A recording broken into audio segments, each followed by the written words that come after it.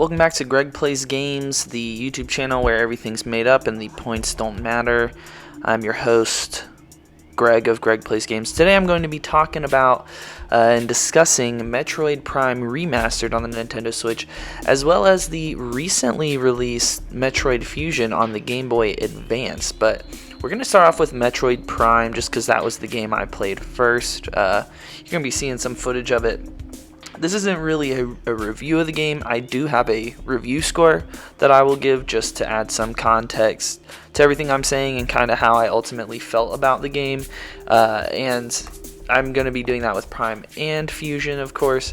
And I definitely want to mention that the only other Metroid game I played prior to these two games was Metroid Dread. And I really enjoyed it. Of course, I've played other Metroidvania style games.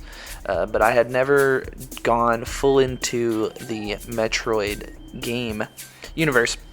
But so first with Prime, I want to talk about the things that I liked before I kind of go into some of the things that ultimately led me not really loving this game and definitely not seeing eye to eye with all the super high praise that it received. And it came really more down to technical weird reasons. But I mean, ultimately the things that I liked about this game were just the atmosphere. Definitely the graphics and art style were also very impressive, especially on Nintendo Switch. Now I know this is a GameCube game that's remastered, but it looks like a good game. I mean, anyone with eyes would see that. But I really like the atmosphere. I really actually enjoyed the platforming aspect of it, which is, you know, definitely part of the Metroid games. But in the 3D space, it was just kind of fun to explore what that's like. And then I also enjoyed the boss fights and how it wasn't really that easy of a game. It doesn't hold your hand at all. It's really on you to figure out what you're supposed to do and where to go. There are hints that it gives you when it kind of tells you're struggling, and I definitely relied on those a lot. But I definitely enjoyed that it was just kind of like, you gotta figure that shit out. There really aren't a lot of games that do that anymore. But you can definitely find them. First one that comes to mind is Dark Souls. I mean, very much like that, very challenging, kind of ruthless with checkpoints, and definitely ruthless with clues on where you're supposed to go. So those were the things that I liked. I definitely want to touch on what I didn't like because you're seeing some of it right now.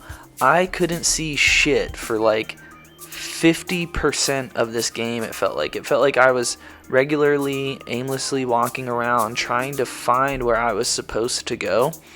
And I definitely felt like I had this issue more playing on TV as opposed to handheld. The issue is I played 98% of the game on the TV. I know a lot of people like handheld. I definitely prefer TV gaming, and it was damn near impossible to see at any point like where it was dark in this game. It was really frustrating. I mean, it totally ruined the game, and a lot of the game is set in this isolated dark atmosphere, and you literally can't see shit, and there were no options to, you know, just make the screen brighter, which blew my mind that was not even a function. Now, maybe I'm an idiot and didn't see that, but I definitely Googled it and found that other people were kind of having the same issue I was.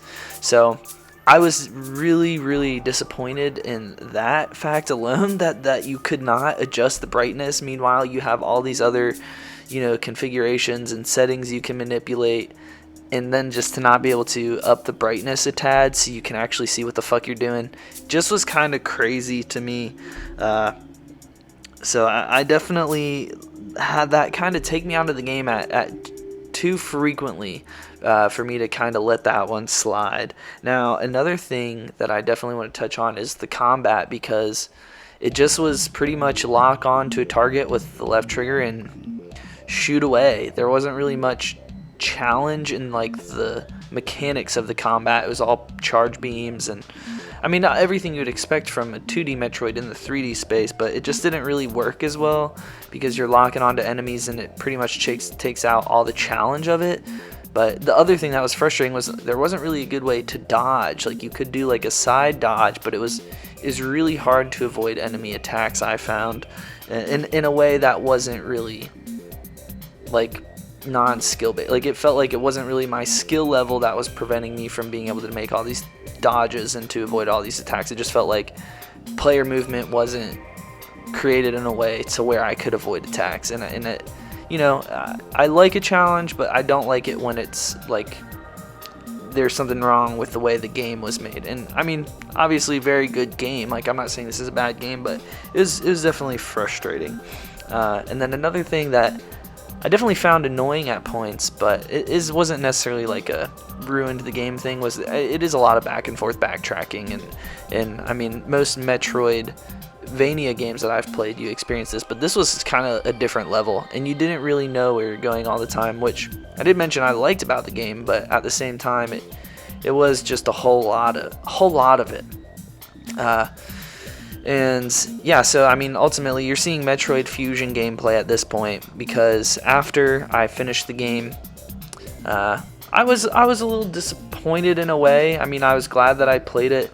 I ended up giving it a score of a 6.2 out of 10. So it means that, you know, that context for you guys may not mean much. I've done other reviews. Metroid Dread was significantly higher, and ultimately it kind of led me to the conclusion maybe I don't like the 3D Metroid games. Definitely far off from the IGN 10 it received, where they're saying it's a perfect game. I don't think it's a perfect game for all the reasons I just pointed out. I think it's a very good game. It wasn't really to my liking, which is why I bumped it down a few points. I am incredibly biased. I prefer like 3D camera. I want to see my character. I don't really love first-person shooter games. I would not even really classify this as a first-person shooter. It's more of like a first-person puzzle platformer is kind of what my experience was. Almost like The Witness, but with more combat, I would say. And less, you know, headache puzzles. But that led me, so really, in kind of preparing my review for this, I ended up just wanting to get some footage of Metroid Fusion, because I knew they kind of came out around the same time and were kind of hand-in-hand releases a bit.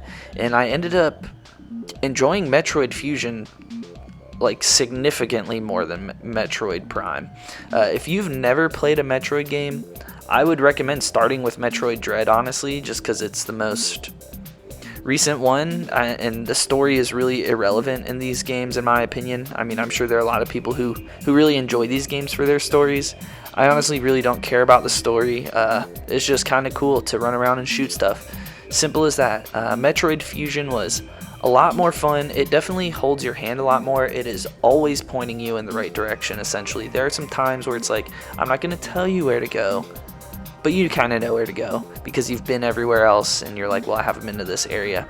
So it's not challenging in that sense, but it does have some challenging combat, definitely some tough boss fights, and I love the function on the Game Boy and on all the retro Nintendo consoles that you can rewind.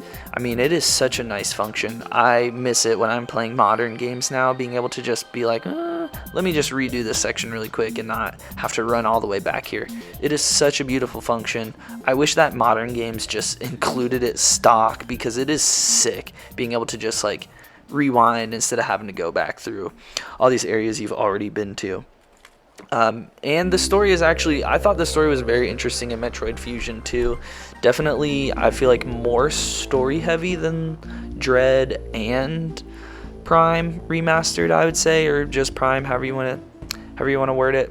So I definitely was kind of taken in by the story, more so than the other games at least. But ultimately, I definitely like the art style more. I felt like I was more wrapped up in the atmosphere of this game as well, and I really just think it comes down to personal preference. I definitely really liked 2D games in this style to begin with, so I'm definitely going to be more partial to the 2D Metroids, especially after I had such a great experience playing Metroid Dread. I kind of figured that I would end up just being more of a 2D Metroid fan, and I definitely am. Playing this game made me want to go and play some of their older games, or at least wait for Zero Mission to come out on here to play that next, which is a remake of the first game. Metroid Fusion, I definitely scored higher, gave it an 8.8, which I want to say is about what I gave Metroid Dread. It might be the same exact score. Probably, if I had to kind of rescore Metroid Dread, I'd probably rate it a little higher, but this game is just as fun, I would say. And if you've never played a Metroid, this might be a really great place to jump in. You might as well just go back to the OGs if you have the retro consoles for Nintendo. But definitely a fan of this game, definitely a fan of the franchise. I will probably be playing most of the 2D games when I have chances. Don't know if I will be revisiting any of the 3D games. So thank you for checking out this video. Hope you guys are stoked about Tears of the Kingdom coming out in a few weeks, and appreciate you checking this one out.